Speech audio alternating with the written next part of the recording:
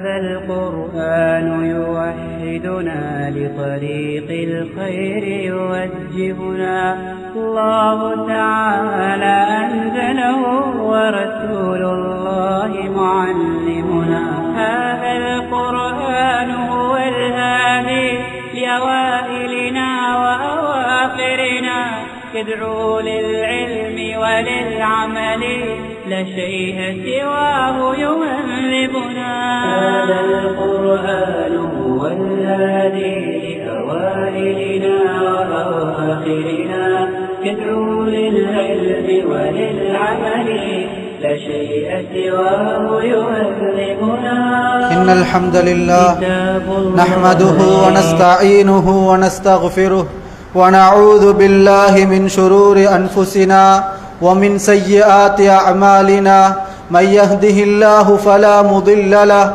ومن يضلل فلا هادي له وأشهد أن لا إله إلا الله وحده لا شريك له وأشهد أن محمدا عبده ورسوله قال الله تعالى في كلامه العزيز بعد أعوذ بالله من الشيطان الرجيم يا أيها الناس اتقوا ربكم الذي خلقكم من نفس واحدة وخلق منها زوجها وبث منهما رجالا كثيرا ونساء واتقوا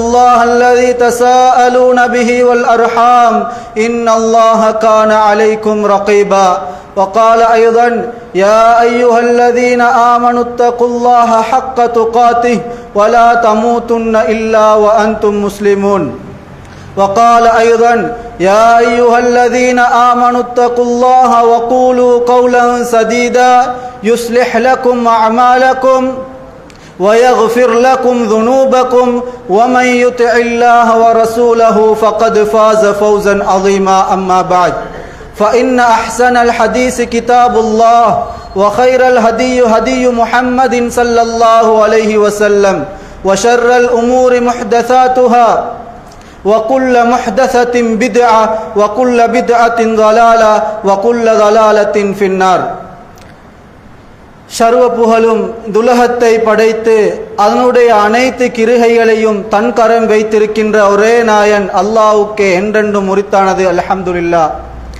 மடமை எனும் இருளிலே வாழ்ந்து கொண்டிருந்த மனித சமுதாயத்துக்கு நேர்வழி எனும் ஒளிவிளக்கின் பக்கம் வழிகாட்ட வந்த முஹம்மத் நபி ஸல்லல்லாஹு அலைஹி வஸல்லம் அன்னார்கள் மீதும் அன்னாரை அச்சொற்றாக பின்பற்றி வாழ்ந்த அன்னாருடைய அன்புக்கும் நேசத்துக்கும் ஆளான அன்னாரின் தோழர்கள் மீதும் இந்த இஸ்லாத்தை கட்டியெழுப்ப வேண்டும் என்பதற்காக அல்லும் பகலுமாக தங்களுடைய உடலாலும் தங்களுடைய பொருளாதாரத்தாலும் கஷ்டப்பட்ட உலமாக்கள் ஃபுக்கஹாக்கள் முஹத்திஸூன்கள் இன்னும் முஸ்லிமான ஆண்கள் பெண்கள் மீதும் என்றென்றும் உண்டாவதாக. அன்பார்ந்த இஸ்லாமிய சகோதரர்களே, அல்லாஹு தாலா இந்த உலகத்தில் மனிதன் என்ற உயிர் ஜீவியை படைத்து அவர்களை எல்லா படைப்பினங்களை விடவும் சிரேஷ்டமான ஒரு படைப்பினமாக ஆக்கினான். அவர்களை ஆக்கிவிட்டு மனிதனுக்கு தேவையான அருட்கொடை எல்லாம் நிஅமத்தை எல்லாம் அல்லாஹு தாலா வாரி வழங்கினான். அந்த அருட்கொடைகளிலும் மிகவும் முக்கியமான ஒரு அருட்கொடை தான் இந்த பிள்ளை பாக்கியம் என்பது. இந்த பிள்ளை பாக்கியம் என்பது லேசிப்பட்ட ஒரு பாக்கியம் கிடையாது. அல்லாஹு தாலா குர்ஆனில் குறிப்பிட்டு காட்டுகின்றான், இந்த பிள்ளை பாக்கியத்தை அல்லாஹு தாலா கிஃப்டாகத்தான் தந்தான், ஒரு கிஃப்டாகத்தான் தந்தான் என்று அல்லாஹு தாலா குறிப்பிட்டு காட்டுகின்றான். இந்த கிஃப்டை பொறுத்தவரையில் அல்லாஹு தாலா தந்து விட்டான். எங்களுக்கு யாராவது ஒரு கிஃப்டை தந்து விட்டு அந்த கிஃப்ட் எப்படி நீ பாவிக்கின்றாய், அது எப்படி இருக்கின்றது, போன வருஷம் அந்த கிஃப்ட் எப்படி இருக்கின்றது என்று யாரும் எங்களிடத்தில் கேட்க போவது கிடையாது. ஆனால் அல்லாஹு தாலா இந்த பிள்ளை என்ற பாக்கியத்தை கிஃப்டாக அளித்துவிட்டு அந்த கிஃப்டின் மூலமாக நீ அந்த கிஃப்டை எவ்வாறு பரிமாறித்தாய், அந்த பிள்ளைகளை எவ்வாறு வளர்த்தெடுத்தாய் என்று அல்லாஹு தாலா நாளை மறுமையில் என்னையும் உங்களையும் விசாரிக்கத்தான் போகின்றான். அன்பார்ந்த இஸ்லாமிய சகோதரர்களே, அல்லாஹு தாலா சூரத்துல் கஹஃப் 46வது வசனத்திலே குறிப்பிட்டு காட்டுகின்றான், அல் மாலு வல் பனூன ஜீனத்துல் ஹயாத்தித் துன்யா, செல்வமும் பிள்ளைகளும் ஆண் பிள்ளைகளும் இந்த உலகத்துடைய அலங்காரம்தான், ஏனையவைகள் தான் நல்லவைகள் என்று அல்லாஹு தாலா சூரத்துல் கஹ்ஃபிலே குறிப்பிட்டு காட்டுகின்றான். அன்பார்ந்த இஸ்லாமிய சகோதரர்களே, இந்த பிள்ளைகளை தந்துவிட்டு அல்லாஹு தாலா எங்களை சோதிக்கின்றான். சில நபர்களுக்கு பிள்ளை இன்று சோதிக்கின்றான். இவ்வாறு பிள்ளைகளை தந்துவிட்டு அடிக்கடி மரணங்களை அந்த பிள்ளைகளுக்கு ஏற்படுத்தி அல்லாஹு தாலா சில நபரை சோதித்துக் கொண்டிருக்கின்றான்.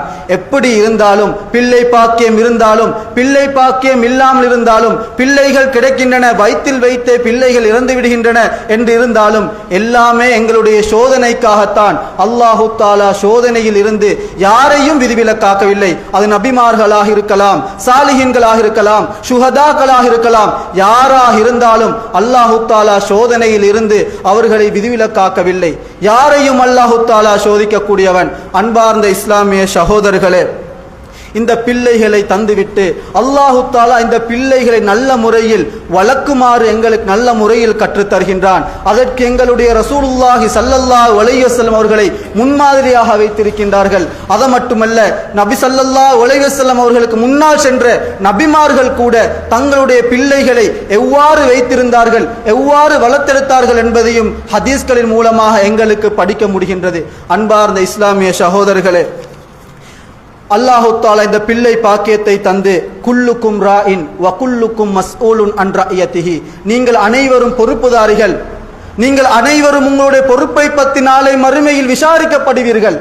எங்களுடைய பிள்ளைகள் நமக்கு, நாங்கள் அந்த பிள்ளைகளுக்கு பொறுப்புதாரிகளாக இருக்கின்றோம். அந்த பிள்ளை மாலையிலே எங்கே போகின்றது, பாடசாலை அல்லது டியூஷன் கிளாஸுக்கு சொல்லிவிட்டு எங்கே போகின்றது என்பதை பெற்றோர்களாகிய நாங்கள் அனைவரும் அதை நாங்கள் பார்க்க வேண்டும். பிள்ளைகள் தானே படிக்கத்தானே செல்கின்றார்கள் என்று நாங்கள் அனுப்பிவிடக் கூடாது.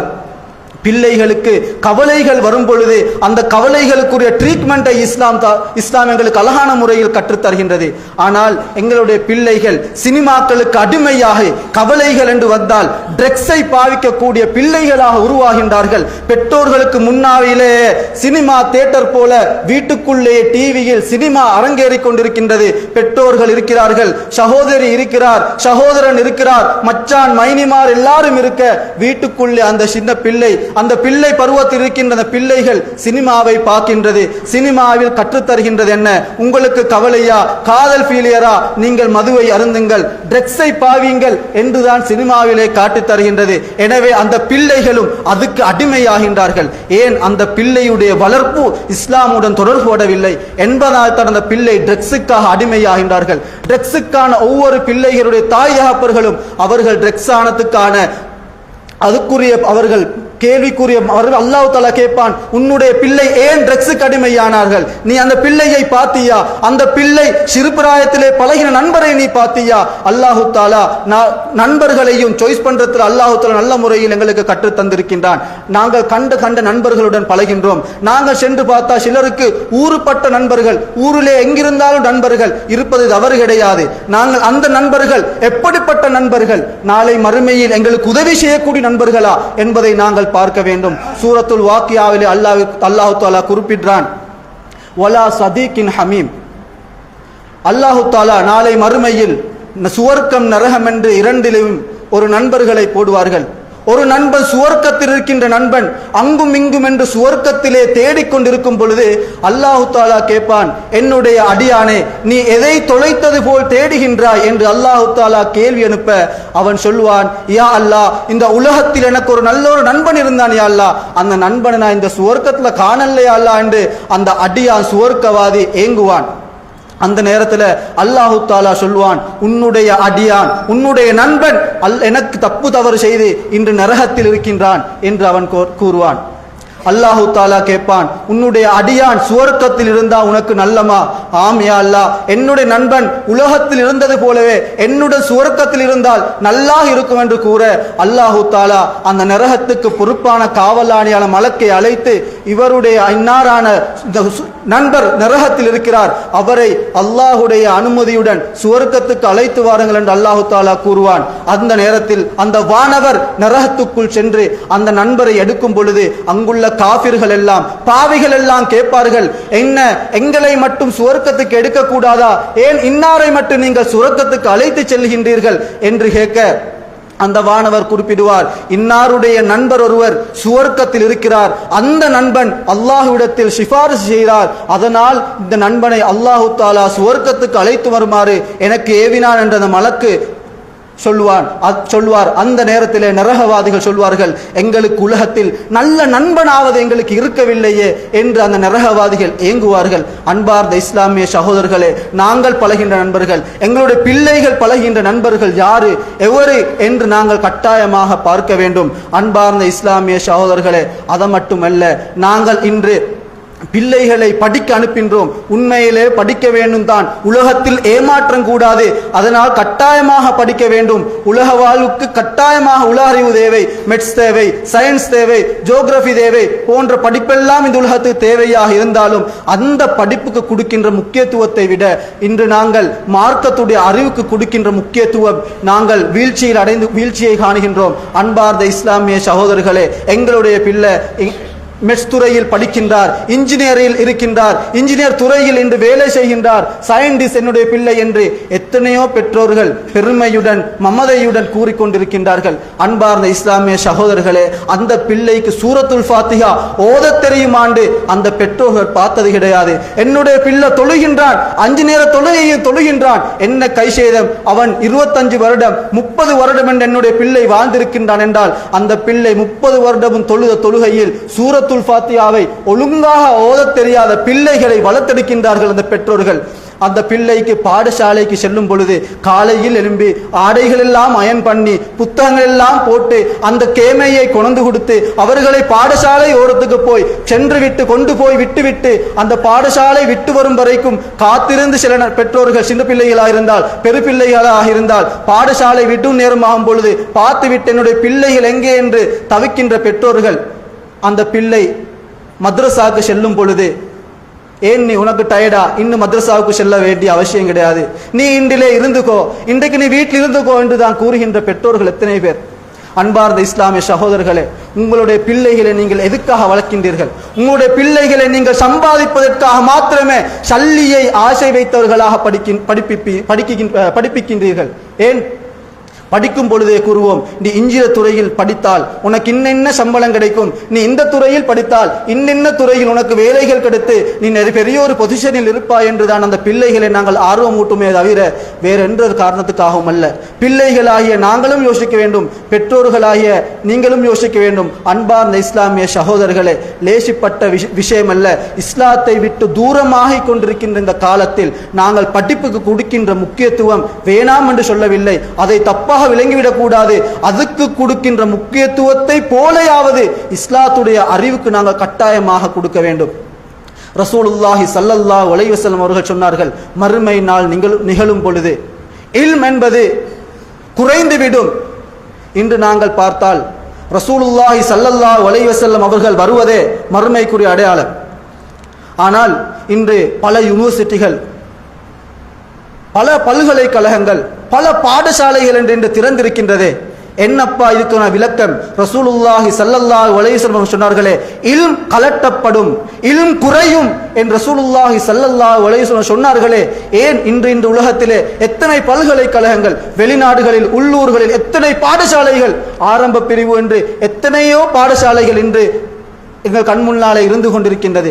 அன்பார்ந்த இஸ்லாமிய சகோதரர்களே, ரசூலுல்லாஹி ஸல்லல்லாஹு அலைஹி வஸல்லம் அவர்கள் சொன்ன இல்ம் அது கிடையாது.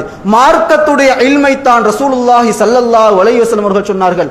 மார்க்கத்துடைய அறிவை உடனடியாக அல்லாஹ் தஆலா எடுக்க மாட்டான். எவ்வாறு தெரியுமா அடுப்பான்? உலமாக்களை கைப்பற்றுவதன் மூலமாக, இந்த உலமாக்களை மரணிக்க செய்வதன் மூலமாக அல்லாஹ் தஆலா மார்க்க அறிவை கலட்டி எடுப்பான். இந்த மார்க்க அறிவு இல்லாத தலைவர்மார்களை மக்கள் தேர்ந்தெடுப்பார்கள். அவர்கள் மார்க்க அறிவு அற்றவர்கள் அந்த தலைவர்கள் மாடத்தில் ஏதாவது ஒரு ஃபத்துவாவை கேட்பார்கள். அவர்களுக்கு மார்க்கத்தில் என்றுமே தெரியாது. அவரும் கண்மூடித்தனமான ஃபத்துவாவுக்கான பதிலை கொடுப்பார்கள். மக்களையும் வழிகெடுத்து தானும் வழிகெடுக்கக்கூடிய ஒரு தலைவர் வருவார் என்பதை ரசூலுல்லாஹி ஸல்லல்லாஹு அலைஹி வஸல்லம் அவர்கள் சொன்னார்கள். அப்பொழுது இந்த இல்ம் கிடையாது என்பதை நாங்கள் அறிந்து கொள்ள வேண்டும். அன்பார்ந்த இஸ்லாமிய சகோதரர்களே, இன்று பாடசாலைகளுக்கு அனுப்பி அந்த பிள்ளைகளுக்கு இன்னும் பாடம் படிக்க வேண்டும் என்பதற்காக மாலை நேரங்களிலே டியூஷன் கிளாஸ் அனுப்புகிறோம். டியூஷன் கிளாஸ் அனுப்பிவிட்டு வீட்டுக்கு வந்த உடனேயே அந்த புத்தகங்களை பிரட்டி பார்த்து, இன்று நீ பாடசாலைக்கு சென்றியா, டீச்சர் பார்த்தாவா, சேர் பார்த்தாவா என்று நாங்கள் அதனுடைய டேட்டுகள் எல்லாம் பார்த்து கொப்பியை திருத்திருக்கின்றதா என்றதை பார்க்கின்றோம். ஆனால் எங்களுடைய பிள்ளைகள் மദ്രസാவுக்கு விட்டு வருகின்றார்கள். இன்று நீ பாடம் கொடுத்தியா, நீ ஓதின பாடத்தை ஓதி காட்டும் பார்ப்போம், இன்று மௌலவி என்ன சொல்லி தந்தார் என்று எத்தனை பெற்றோர்கள் கேட்கின்றோம். பக்கத்தில் இருந்து பாடத்தை சொல்லிக் கொடுக்கின்ற தாய் தகப்பர்கள் பக்கத்தில் இருந்து குர்ஆனை சொல்லிக் கொடுப்பது கிடையாது. ஏதோ மகரிப் நேரமானால் குர்ஆனை எடுத்து ஓதப்பா, இது ஓதுகின்ற நேரம் என்று எத்தனையோ பேர்கள் சொல்கின்றார்கள் தான். உண்மையிலே நீங்கள் உங்களுடைய மனதில் கையை வைத்து பாருங்கள், பக்கத்தில் இருந்து அந்த பிள்ளை விடுகின்ற பிழைகளை எத்தனை பெற்றோர்கள் திருத்திருப்பீர்கள். ஆனால் மெட்ஸ் பாடத்தை செய்யும் பொழுது பக்கத்தில் இருந்து கொண்டு அதில் வருகின்ற பிழைகளை சுட்டிக்காட்டி அடித்தாவது அந்த பிள்ளைக்கு சொல்லிக் கொடுக்கின்றீர்கள். ஆனால் குர்ஆனை நீங்கள் ஓது என்று சொல்லிவிட்டு அந்த பிள்ளை ஏதோ தஜ்வீத் இல்லை, எழுத்துக்களுடைய உச்சரிப்பில்லை, எழுத்துக்களுக்கு கூட தெரியாது, சும்மா ஏதோ ஓதுகிறது. அந்த ஓதுவதை கூட திருத்த தெரியாத சில பெற்றோர்கள் இருக்கின்றார்கள். அது ஒரு கைசேதம். அன்பார்ந்த இஸ்லாமிய சகோதரர்களே, அந்த ஓதத் தெரியாத, குர்ஆனே தெரியாத, மார்க்கமே தெரியாத பெற்றோர்களும் இருக்கிறார்கள். அவர்களும் இந்த பிள்ளை வளர்ப்பில் அவர்களும் பெரிய குற்றவாளிகள் தான். ஏன் தெரியுமா? ரசூலுல்லாஹி ஸல்லல்லாஹு அலைஹி வஸல்லம் அவர்கள் சொன்னார்கள், ஒரு மணப்பெண் 4 விஷயத்துக்காக திருமணம் முடிக்கப்படுவாள். அவளுடைய அழகு, அவளுடைய அந்தஸ்து, அவளுடைய குடும்பம், அவளுடைய மார்க்கம். ஃபல்ஃபர் பிதாத்தி தீன் என்றார்கள். தரிபத் யதாக், நீங்கள் மார்க்கம் உள்ள பெண்ணை தேர்ந்தெடுங்கள், நீங்கள் வாழ்க்கையில் வெற்றி பெறுவீர்கள் என்று ரசூலுல்லாஹி ஸல்லல்லாஹு அலைஹி வஸல்லம் அவர்கள் சொன்னார்கள். அழகை பார்ப்பது குற்றம் கிடையாது, குடும்பத்தை பார்ப்பது குற்றம் கிடையாது, அவருடைய செல்வத்தை பார்ப்பது குற்றம் கிடையாது. நாளும் இருக்கின்றதா, பெரியோரு பாக்கியசாலி, திருமணம் முடித்துக் கொள்ளலாம். ஆனால் நாளும் இல்லாவிட்டாலும் ஆக முக்கியமாக பார்க்க வேண்டிய 4வது விஷயம் மார்க்கம். கட்டாயமாக மார்க்கம் உள்ள பெண்மணியா என்பதை நாங்கள் கட்டாயம் பார்க்க வேண்டும். ஏன் பெண்களை மார்க்கம் உள்ளவளாக தேர்ந்தெடுங்கள் என்று ரசூலுல்லாஹி ஸல்லல்லாஹு அலைஹி வஸல்லம் அவர்கள் சொன்னார் தெரியுமா? ஏனென்றால் பிள்ளை வளர்ப்பில் மிக முக்கிய பங்களிப்பு அந்த தாய்க்குத்தான் இருக்கிறது. ஏனென்றால் காலையிலே அந்த தந்தை எழும்பி வேலைக்கு சென்று விடுவார். அந்த தாயுடன் தான் அந்த பிள்ளை அதிகமாக உறவாடும். அந்த தாய் ஒரு டிக்டாக் செய்கின்ற பெண்ணாக, ஏதோ ஒரு சோசியல் மீடியாவில் ஆண்களுடன் உரையாடுகின்ற ஒரு பெண்மணியாக இருந்தால், உங்களுடைய வீட்டில் இருக்கின்ற பெண்மணியும் பிள்ளைகளும் ஆண் பிள்ளைகளாக இருந்தாலும் சரி, பெண் பிள்ளைகளாக இருந்தாலும் சரி, அந்த தாயை போலதான் உருவாகுவார். சில வேளை மார்க்கம் படித்த ஆலிம்களுடைய மனைவிமார்களை எங்களுக்கு பார்க்கலாம். ஆலிமோ சிறந்தவராக இருப்பார், அன்னாருடைய மனைவியோ மிக மோசமானவராக இருப்பார். அதற்கான காரணம் என்ன? மனைவி தேர்ந்தெடுத்தது பிழை. அன்பார்ந்த இஸ்லாமிய சகோதரர்களே, அந்த மனைவியை நாங்கள் எங்களுடைய பிள்ளைகளுக்கு எடுத்துக் கொடுக்கும் பொழுது சிறந்த மனைவியை நாங்கள் எடுத்துக் கொடுக்க வேண்டும். அந்த சிறந்த மனைவி எடுத்துக் கொடுத்தால் தான் அந்த பிள்ளைகள் உருவாக்குவதிலும் சிறந்த பிள்ளைகளை, இந்த எதிர்காலத்து பிள்ளைகளை சிறந்த ஒரு ஆலிம்களாக, தாயிகளாக உருவாக்கலாம். அன்பார்ந்த இஸ்லாமிய சகோதரர்களே, இன்னும் சிலர் இருக்கின்றார்கள், பெண்களை மாத்திரம்தானே மார்க்கத்தை பார்க்க சொல்லியிருக்கின்றார்கள், ஆண்களுக்கு மார்க்கம் தேவையில்லை, ஆண்கள் ஜொப்புல நல்ல பொசிஷனில் இருந்தால் போதும், எங்களுடைய பெண்ணை கொடுத்துடலாம் என்று இன்னும் சிலர் தப்பான கணக்கு போட்டுக் கொண்டிருக்கின்றார்கள். அன்பார்ந்த இஸ்லாமிய சகோதரர்களே, கட்டாயமாக ஆண் மணமகனை பார்க்கும் பொழுதும் அவரிடத்தில் மார்க்கம் இருக்கின்றதா, ஒழுங்கான முறையில் தொழுகையை நிறைவேற்றுகின்றானா என்பதை கட்டாயம் பார்க்க வேண்டும். இல்லாவிட்டால் அந்த பிள்ளைகளுக்காக மதரசாக்களுக்கு செல்வதற்காக, குர்ஆனை கற்று பிழைகளை திருத்துவதற்காக அந்த தந்தைக்கு இயலாமல் இருக்கும். ஏனென்றால் அல்லாஹ் பத்தி தெரியாது, ரசூலை பத்தி தெரியாது, நபிமார்களை பத்தி தெரியாது, சஹாபாக்களை பத்தி தெரியாது, இஸ்லாமுடைய அடிப்படையே என்னவென்று தெரியாத ஆண்மகன்மார்களுக்கு பெண்களை திருமணம் முடித்து கொடுத்து அந்த பெண் மார்க்கம் உள்ள பெண்ணாக இருப்பார். கணவனோ மது போதைகளுக்கு அடிமையான மிக மோசமான நபராக இருக்கக்கூடிய நிலைமைகளை நாங்கள் பார்க்கின்றோம். அன்பார்ந்த இஸ்லாமிய சகோதரர்களே, பிள்ளை வளர்ப்பு என்று நாங்கள் கூறும் பொழுது பிள்ளைகள் ஆரம்பத்திலிருந்து தான் நாங்கள் பேக்க வேண்டும். அந்த பிள்ளைகள் உருவாகுவது பெற்றோர்களிடமிருந்து. கட்டாயமாக அந்த பெற்றோர்கள் எப்படிப்பட்ட பெற்றோர்கள் என்பதையும் நாங்கள் கட்டாயமாக பார்க்க வேண்டும். அன்பார்ந்த இஸ்லாமிய சகோதரர்களே, அந்த அளவுக்கு இஸ்லாம் பிள்ளை வளர்ப்பில் கவனம் செலுத்தி இருப்பதை எனக்கும் உங்களுக்கும் பார்க்கலாம். எந்த அளவுக்கு என்றால், ரசூலுல்லாஹி ஸல்லல்லாஹு அலைஹி வஸல்லம் அவர்கள் தன்னுடைய அருமை மகள் ஃபாத்திமா ரலியல்லாஹு அன்ஹா அவர்கள் வரும் பொழுது எலும்பி நின்று முத்தமிட்டு வரவேற்கக்கூடிய பழக்கம் கொண்டவர் ரசூலுல்லாஹி ஸல்லல்லாஹு அலைஹி வஸல்லம் அவர்கள். அன்னார் அந்த ஃபாத்திமாவுக்கு கற்றுக் கொடுக்கின்ற விதத்தை பாருங்கள். ஃபாத்திமாவே, உன்னுடைய தந்தை நபியாக இருக்கக்கூடும், இந்த உலகத்தில் ஏதாவது தேவைகள் இருந்தால் என்னிடம் கேளு, நான் அதை அல்லாஹ்விடம் கேட்டு தருகின்றேன். ஆனால் என் அருமை மகளே, மறுமையில் ஏதாவது என்றால் உன்னுடைய தந்தை நபி என்பதனால் உன்னை காப்பாற்ற எனக்கு முடியாது மகளே. உன்னுடைய மறுமைக்குரிய அமல்களை நீ இந்த உலகத்தில் சேமித்துக்கொள். இவ்வாறான வார்த்தைகளை நாங்கள் எங்களுடைய பிள்ளைகளுக்கு கூறியிருக்கின்றோமா? நபிக்கே அந்த நிலைமை என்றால் நாங்கள் சாதாரணமான மனிதர்கள், எங்களுடைய ஈமானில் நிறைய பலவீனம் இருக்கின்றன. அப்படிப்பட்ட நாங்கள் இருந்து கொண்டு இஸ்லாத்தை படிப்பதற்கு, மദ്രസാக்களுக்கு படிப்பதற்கு நாங்கள் போடுகின்ற பிள்ளைகள் என்ன பிள்ளைகள்? மிக மோசமான பிள்ளைகள். கட்டுப்பாடு இல்லாத பிள்ளைகளைத்தான் போய் மദ്രസാக்களுக்கு போடுகின்றோம். நல்லாக படித்தால் பாடசாலையில் போய் பிள்ளைகளை விளக்கும் பொழுது அதிபர் குறிப்பிடுவது என்ன? பிள்ளை படிக்கிறது, அதனால் நீங்கள் மദ്രസാக்கு போட வேண்டாம். இதனால் தான் உலமாக்களை மதிக்கின்ற வீதம் குறைகின்றது. அன்பார்ந்த இஸ்லாமிய சகோதரர்களே, ஏன் அந்த படிக்கில்லாத ஏதோ படிக்காத மடையர்களைத்தான் மദ്രസാக்களை சேர்க்கும் இடம் என்று சில நபர்கள் தப்பான கணக்கு போட்டுக் கொண்டிருக்கின்றார்கள். அன்பார்ந்த இஸ்லாமிய சகோதரர்களே, உண்மையிலேயே மெட்ஸ் படித்தவராக இருக்கலாம், சயின்ஸ் படித்தவராக இருக்கலாம், வேற என்ன துறையில் படித்தவராக இருந்தாலும் உண்மையிலே அவரை விட சிறந்தவர் உலமாக்கள் என்பதை நாங்கள் கட்டாயமாக விளங்கிக் கொள்ள வேண்டும்.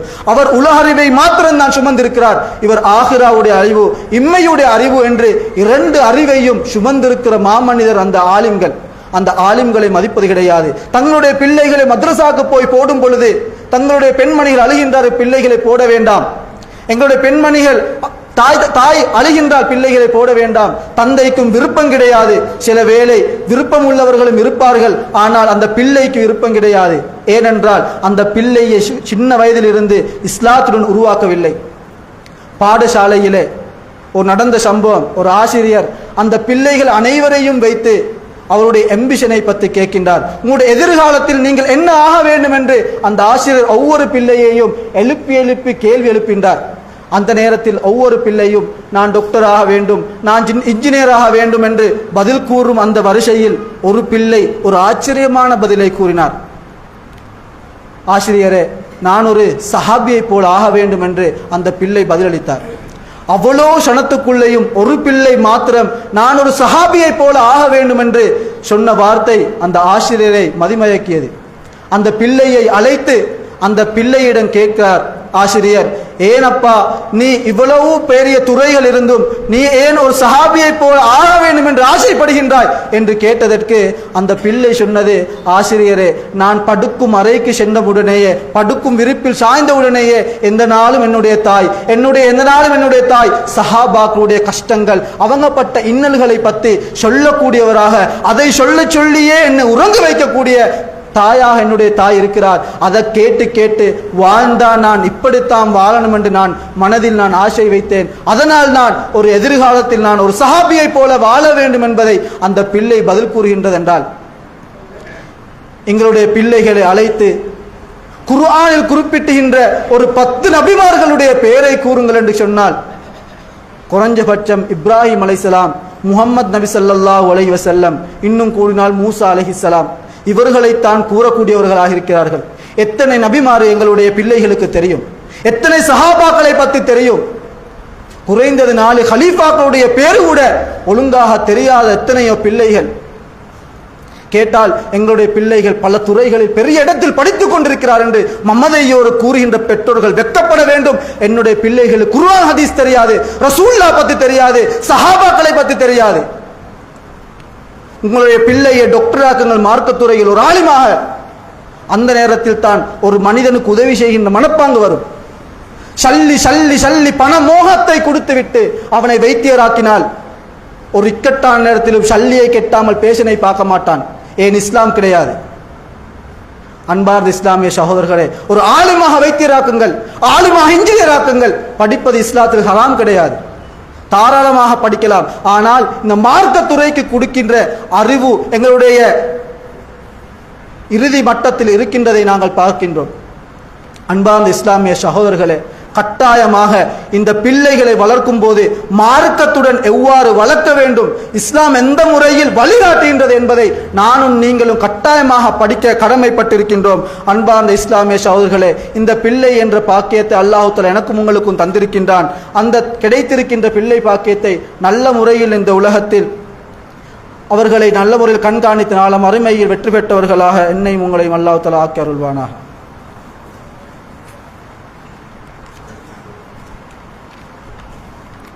அல்ஹம்துலில்லாஹி ரப்பில் ஆலமீன் வஸ்ஸலாத்து வஸ்ஸலாமு அலா அஷ்ரஃபில் அன்பியாஇ வல் முர்சலீன் நபியினா முஹம்மதின் வ அலா ஆலிஹி வ ஸஹ்பிஹி அஜ்மஈன் அம்மா பஅத். அன்பார்ந்த இஸ்லாமிய சகோதரர்களே, இன்று கட்டாயமாக பிள்ளை வளர்ப்பு பற்றி எல்லா இடத்திலும் பேசப்படக்கூடிய ஒரு இடமாக இருக்கின்றது. ஏனென்றால் இன்று பிள்ளைகள் போதைப் பொருளுக்கு அடிமையாகிக் கொண்டிருக்கின்ற இந்த காலகட்டத்தில் அன்பார்ந்த இஸ்லாமிய சகோதரர்களே, கட்டாயமாக பிள்ளைகளுக்கு இஸ்லாமுடைய அறிவு கட்டாயமாக போக வேண்டும். ரசூலுல்லாஹி ஸல்லல்லாஹு அலைஹி வஸல்லம் அவர்கள் தன்னுடைய இரண்டாவது திருமணம் முடித்த மனைவியின் மூலமாக இருந்த பிள்ளைதான் உமர். ரசூலுல்லாஹ்வுடைய பிள்ளை கிடையாது, ரசூலுல்லாஹ் முடித்த மனைவியின் பிள்ளை. அந்த பிள்ளை சின்ன பிராயத்தில் இருக்கும் பொழுது ரசூலுல்லாஹி ஸல்லல்லாஹு அலைஹி வஸல்லம் அவருடன் ஒன்றாக இருந்து உண்ணும் பொழுது அந்த பிள்ளை சின்ன பிள்ளை தானே ஷோத்தில் அங்கும் இங்கும் கையை போட்டு பிசைகிறது. அப்பொழுது ரசூலுல்லாஹி ஸல்லல்லாஹு அலைஹி வஸல்லம் அவர்கள் சின்ன பிள்ளை தானே என்று விட்டுவிடவில்லை. சொன்னார்கள், பிள்ளையே சம்மில்லா, அல்லாஹ்வுடைய பெயரை சொல்லி பிஸ்மில்லா சொல்லி உண்ணு என்று அந்த பிள்ளைக்கு கற்றுக் கொடுக்கிறார்கள். குல் பியமீனிக், நீ வலது கையால் உண்ணு, குல் மிம்மா எலிக், உனக்கு பக்கத்தில் இருப்பதை உண்ணு என்று ரசூலுல்லாஹி ஸல்லல்லாஹு அலைஹி வஸல்லம் அவர்கள் சின்ன பிராயத்தில் இருந்த அந்த உமர் என்ற பிள்ளைக்கு கற்றுக் கொடுக்கிறார். அன்பார்ந்த இஸ்லாமிய சகோதரர்களே, எங்களுடைய பிள்ளைகள் அவ்வாறு கூத்து போட்டால் நாங்கள் சிரித்து கொண்டு சின்ன பிள்ளை தானே என்று இருக்கின்றோம். அந்த பழக்கம்தான் பெரிதாகும் பொழுதும் அவ்வாறே நாங்கள் சிரித்து கொண்டே இருக்க வேண்டியதுதான். அன்பார்ந்த இஸ்லாமிய சகோதரர்களே, பிள்ளைகள் என்பவர்கள் மிகவும் முக்கியமான அல்லாஹ்வுடைய அருட்கொடை. அந்த அருட்கொடையை நாங்கள் உதாசீனம் செய்வோமாக இருந்தால் நிச்சயமாக நாங்கள் மறுமையில் தோல்வி அடைந்தவர்களாக ஆகிவிடுவோம் என்பதில் எந்த சந்தேகமும் கிடையாது. யாக்கூப் அலைஹிஸ்ஸலாம் அவர்களுக்கு மரண நேரம் வந்தது. மரண நேரம் வந்த நேரத்திலே அவர் அனைத்து பிள்ளைகளையும், யூசுப் நபி உட்பட எல்லா பிள்ளைகளையும் அழைத்து, மா தஅபுதூன மின் பஅதி, இந்த அருமை பிள்ளைகளே, எனக்கு பின்னால் நீங்கள் எவனை வணங்கப் போகின்றீர்கள், எதை வணங்கப் போகின்றீர்கள் என்று அந்த பிள்ளைகளுக்கு வசியத் கேட்கிறார். அந்த பிள்ளைகள் சொன்னார்கள், தந்தையே, உங்களுடைய தந்தையுடைய தந்தை இப்ராஹிம் அலைஹிஸ்ஸலாம் எங்கள் எல்லாருடையும் இறைவனான அல்லாஹ்வை நாங்கள் வணங்குவோம் என்று அந்த பிள்ளைகள் அனைவரும் வாக்கு கொடுத்தார்கள். அன்பார்ந்த இஸ்லாமிய சகோதரர்களே, எத்தனை பெற்றோர்கள் பிள்ளைகளை அழைத்து அல்லாஹ்வை பற்றி கூறியிருக்கின்றோம், இஸ்லாத்தை பற்றி பேசியிருக்கின்றோமா? ஏதோ ஒரு கிரிக்கெட் மேட்ச் போனால் பிள்ளையும் தந்தையும் பேசுவது இதைத்தான், இந்த டீம் வெத்துமே வாப்பா, வாப்பாவும் இந்த டீம் வெத்துமே மகன் என்று பேசிக்கொண்டிருக்கிறார்கள். ஆனால் அல்லாஹ் ரசூலை பேசியது வாழ்விலே கிடையாது. சில பெற்றோர்கள் இருக்கிறார்கள், தாயும் பிள்ளையும் தகப்பனும் பிள்ளையும் அவன் வாலிபனானத்திலிருந்து பேசியதே கிடையாது, இன்றும் பேசாமல் இருக்கின்றார்கள். தந்தையை பார்த்தால் பயம். சில தந்தையிடத்தில் கேட்டால், ஏன் நீங்கள் பிள்ளையுடன் கரடுமுரடாக நடந்து கொள்கிறீர்கள் என்று கேட்டால், நான் பின்னால் பாசமாக இருக்கின்றேன், முன்னால் பிள்ளையுடன் அவ்வாறு இருப்பதற்கான காரணம் என்னுடைய பிள்ளை தப்பான வழிக்கு போய்விடக்கூடாது என்பதற்காகத்தான். அன்பார்ந்த இஸ்லாமிய சகோதரர்களே, அவ்வாறு அல்ல. பிள்ளைகளுடன் மனமுட்டு பேசுங்கள், உட்கார வைத்து பேசுங்கள். இன்று மொபைல் போனில் நோண்டிக் கொண்டிருக்கின்ற எத்தனையோ பெற்றோர்கள், சிறு பிராயத்தில் பிள்ளைகள் அன்புக்காக ஏங்கும் பொழுது, அன்புக்காக விளையாட்டுத்தனமாக அந்த பிள்ளைகள் பெற்றோரிடத்தில் ஒவ்வொன்றை கேட்கும் பொழுது அந்த பெற்றோர்கள் மொபைல் போனிலே நோண்டிக் கொண்டிருக்கிறார்கள். அதற்கான பதிலை அவர்கள் கொடுப்பது கிடையாது. பிள்ளைகளுடன் பேசுங்கள், பிள்ளைகளுடன் நண்பன் மாறி பழகுங்கள். குத்தம் செய்ய இடத்தில் குற்றத்துக்கான பரிகாரத்தை செய்ய வேண்டும். எல்லா இடத்திலும் தலையை பழித்து போக வேண்டும் என்று சொல்லவில்லை. பிள்ளைகள் குத்தம் செய்தால் தண்டிக்க வேண்டும், தண்டித்தவர்களை மன்னிக்க வேண்டும். ஏதாவது பிள்ளைக்கு பிரச்சனையா, அந்த பிரச்சனையை என்னிடம் வந்து குறிப்பிட வேண்டும் என்ற குறிப்பிடக்கூடிய பிள்ளைகள் என்னுடைய பிள்ளைகள் இருக்கின்றார்கள் என்பதை தகப்பர்கள் கட்டாயம் யோசித்து பார்க்க வேண்டும். எத்தனையோ பெற்றோர்கள் தன்னுடைய பிள்ளைகள், நான் வஃபாத்தானால் மகனே நீதான் முன்னால் வந்து எனக்கு தொழுகை நடத்த வேண்டும் என்று எத்தனையோ தகப்பர்கள் தாய்மாருடைய ஆசை. அந்த ஆசையில் குற்றம் கிடையாது. தங்களுடைய இறுதி நேரத்தில் தன்னுடைய பிள்ளையால் ஒரு தொழுகை நடத்தி கபருக்கு போவது பெற்றோருடைய ஆசைதான். ஆனால் என்னுடைய பிள்ளை நாளைக்கு நான் மரணித்தால் என்னுடைய பிள்ளை முன்னால் வந்து தொழுவிக்க தகுதியுள்ளவனா, சூரத்துல் ஃபாத்திஹா ஓத தெரிந்தவனா என்று அந்த பெற்றோர்கள் யோசிப்பது கிடையாது. சல்லி கொடுத்து எத்தனையோ பிள்ளைகளை படிக்க வைக்கின்றீர்கள். அந்த படித்த பிள்ளைகள் தான் முதியோர் இல்லத்தில் பெற்றோர்களை போட்டுவிட்டு செல்கின்றார்கள். படிப்பு படிப்பு என்று கொடுத்தவர்கள் பெற்றோரை எவ்வாறு மதிக்க வேண்டும் என்பதை இஸ்லாம் கூறும் முறையை கற்றுக் கொடுக்கவில்லை. பணம் வந்து விட்டது, பெற்றோர் வயோதிபமாகிவிட்டார்கள், வயோதிபர் இல்லத்தில் போட்டார்கள், பணத்தை செலவழிக்கின்றார்கள். இது இல்லை பெற்றோருடைய உபகாரம். கேட்டால் நான் முதியோர் இல்லத்துக்கு பணம் அனுப்பி கொண்டு தான் இருக்கின்றேன், பெற்றோருக்கு தேவையான பண வசதிகள் போய்கொண்டு தான் இருக்கிறது என்று அந்த பிள்ளைகள் பெரிய மமதையோடு குறிப்பிடுகின்றார்கள். இஸ்லாம் கூறும் பெற்றோர்களை கவனிப்பது இவ்வாறு கிடையாது. அன்பார்ந்த இஸ்லாமிய சகோதரர்களே, பணத்தை ஆசை வைப்பதற்கு முன்னால் அல்லாஹுடைய மஹப்பத்தை நாங்கள் அவருக்கு ஏசைப்படுத்த வேண்டும். பணம் சம்பாதிப்பது ஹராம் கிடையாது, பணம் மோகம் வந்துவிடக்கூடாது. இன்று உமர் ரலியல்லாஹு அன்ஹு அவர்கள் சொன்னார்கள், நீ சம்பாதிக்கும் பொழுது உலகத்தில் நிரந்தரமாக இருப்பதை போல் சம்பாதிக்க வேண்டும். நீ அதை செலவு செய்யும் பொழுது மறுநொடியில் நான் மரணிக்கப் போகின்றேன் என்பதற்காக நினைத்து கொண்டு நீ செலவழிக்க வேண்டும். அந்த அளவுக்கு வேகமாக சதக்காக்கள் தான தர்மங்களை நீ செய்ய வேண்டும் என்பதை உமர் ரலியல்லாஹு அன்ஹு அவர்கள் கற்றுத்தந்தார்கள். அன்பார்ந்த இஸ்லாமிய சகோதரர்களே, பிள்ளை பாக்கியம் என்பது அல்லாஹு தந்த மனித சமூகத்தை தந்த மிகப்பெரிய ஒரு அருட்கொடையாக இருக்கிறது. அந்த அருட்கொடையை நாங்கள் வீண்விரையம் செய்துவிடக்கூடாது. நாளை மறுமையில் எங்களுடைய பிள்ளைகளை பற்றி, எங்களுடைய மனைவிமாரை பற்றி நாளை மறுமையில் எங்களை எல்பட்டு விசாரிக்கத்தான் போகின்றான். அல்லாஹு தந்த அந்த அருட்கொடையை, அந்த தர்மத்தை நாங்கள் ஒருபொழுதும் வீண்விரையம் செய்யாமல் நாங்கள் அதை காப்பாற்றிக் கொள்ள வேண்டும். எனவே அந்த பிள்ளை பாக்கியம் என்பது முக்கியமானது. அந்த முறையில் பிள்ளைகளை வளர்த்தெடுக்க வேண்டும். வளர்த்தெடுக்கின்ற முறையில் இஸ்லாத்துடன் பிள்ளைகளை வளர்த்தெடுக்க வேண்டும். ஓரிரு கொள்கையை கற்றுக் கொடுக்க வேண்டும். எங்களுடைய பிள்ளைகள் இருக்கின்றார்கள், எங்கோ ஒரு கந்தைக்காக எங்களுடைய நண்பர்களுடன் சேர்ந்து செல்கின்றார்கள், சின்ன வயதுதானே என்று இஸ்லாத்துக்கு முரணான விஷயத்தெல்லாம் போய் செய்கின்ற பிள்ளைகளுடன் சேர விடுகின்றோம். சேருவது பிள்ளை இல்லை, அந்த பிள்ளை சம்டைம் நல்லவனாக இருக்கக்கூடும் மற்ற நண்பன், ஆனால் மார்க்கத்துக்கு முரணான விடயங்களுக்கு நாங்கள் செல்லுவதை தடை செய்ய வேண்டும். பேதே பாட்டிக்காக இன்றைக்கு ஸ்கூல் நண்பனுடைய பேதே பாட்டி, அதற்காக எங்களுடைய பிள்ளைகளை சென்று வா என்று நாங்கள் சொல்கின்ற பெற்றோர்கள் எத்தனை பேர்? பேசினால் தௌஹீத் கொள்கையை பேசுகின்றவர்கள் இவர்கள். ஆனால் பேதே பாட்டி, வாப்பா இன்றைக்கு என்ன ஃப்ரெண்டு பேதே, நான் அவங்களோட வீட்டுக்கு போயிட்டு வரவான்னு கேட்டால் ஆஹா போயிட்டு வா என்று சொல்கின்ற பெற்றோர்கள். அன்பார்ந்த இஸ்லாமிய சகோதரர்களே, அது சின்ன பிராயத்திலே அது ஹராம் என்று தெரியாவிட்டால் பெரிய பிரயாணமானால் அவனும் பேதை கொண்டாடுவான். அவனுடைய பிள்ளைகளுக்கும் பேதை கொண்டாடக்கூடிய பிள்ளைகளாகத்தான் உருவாகுவார்கள். எனவே அன்பார்ந்த இஸ்லாமிய சகோதரர்களே, இஸ்லாத்தில் எதையெல்லாம் ஹராமோ அந்த ஹராத்தை ஹராமாக சொல்லி வழங்கல், ஹலாலை ஹலாலாக சொல்லி வழங்குங்கள். பிள்ளைகளுடன் முன்னால் இருந்து கதையுங்கள், தேவையானதை பேசுங்கள். ஏதாவது பிரச்சனையா என்னிடம் வந்து சொல்லு பிள்ளை என்று பெற்ற பிள்ளைகளுக்கு அன்பை கொடுங்கள். தேவையான இடத்தில் கண்டிக்கக்கூடிய பெற்றோர்களாக எங்கள் அனைவரையும் ஆளாக்க வேண்டும். எங்கெல்லாம் முஸ்லிம்கள் கஷ்டப்படுகின்றார்களோ முஸ்லிம்களுடைய கஷ்டத்துக்கான விமோசனத்தை கொடுப்பாயாக. யா அல்லாஹ், பலஸ்தீனில் மரணிக்கின்ற அவர்களுக்கு சுஹதாக்களுடைய பட்டியலில் அவர்களை சேர்த்தருள்வாயாக. யா அல்லாஹ், முஸ்லிமான முறையில் நாங்கள் வாழ்கிறோம். யா அல்லாஹ், இறுதி நேரத்திலும் ஈமானுடனும் மரணிக்கக்கூடிய கலிமாவுடனும் மரணிக்கக்கூடிய பாக்கியத்தை எங்களை தந்தருள்வாயாக. எவ்வாறு நின்று எங்களை ஜும்மாவுடைய தினத்தில் ஒன்று சேர்த்தாயோ நாளை மறுமையிலும் எங்கள் அனைவரையும் ஒன்று சேர்ப்பானாக. வாஹிர் தவானா அனில் ஹம்துலில்லாஹி ரப்பில் ஆலமீன்.